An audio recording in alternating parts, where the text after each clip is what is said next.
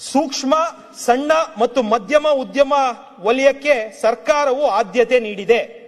2025ರ December ಅಂತ್ಯಕ್ಕೆ ಉದ್ಯಮ ತಂತ್ರಾಂಶದಲ್ಲಿ 25 ಲಕ್ಷ ಎಂಎಸ್ಎಂಇಗಳು ನೋಂದಣಿ ಆಗಿದೆ. 2,35,20,000 ಉದ್ಯೋಗಗಳು ಸೃಜನೆಯಾಗಿವೆ.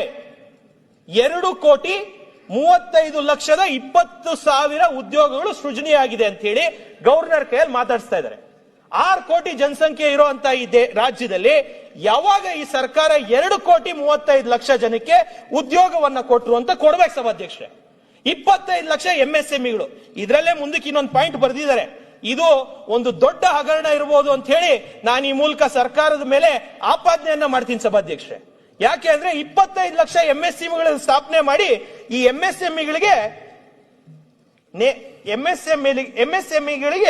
ಏನ್ ಬರ್ತಿದ್ದಾರೆ ಇಲ್ಲಿ ಅಂದ್ರೆ power subsidy, interest subsidy, thrift fund schemes and scholarship are being provided to these MSMEs. 25 lakh ಎಂಎಸ್ಎಂಇಗಳು ಸ್ಥಾಪನೆ ಆದ್ರೆ ಒಂದ್ ಎಂಎಸ್ಎಂಇಗೆ 100 ಅಂತ ಹೇಳಿ 2,35,00,000 ಉದ್ಯೋಗಗಳು ಅಂತ ಬರೆದ್ರೆ ಇಂಥದನ್ನ ಗವರ್ನರ್ ಕೈಯಲ್ಲಿ ಓದಿಸಿದ್ರೆ ಯಾರು ಇದಕ್ಕೆ ರೆಸ್ಪಾನ್ಸಿಬಿಲಿಟಿ ಸಭಾಧ್ಯಕ್ಷೆ? ಸರ್ಕಾರ ಏನ್ ಬೇಕಾದ್ರೂ ಹೇಳ್ಬೋದು. 6 ಕೋಟಿ ಜನಸಂಖ್ಯೆಯಲ್ಲಿ 2,35,00,000 ಜನಕ್ಕೆ ಕೆಲಸ ಸಿಕ್ಕಿದೆ ಅಂತ ಹೆಂಗ್ ಹೇಳ್ತಾರೆ ಸಭಾಧ್ಯಕ್ಷರೇ?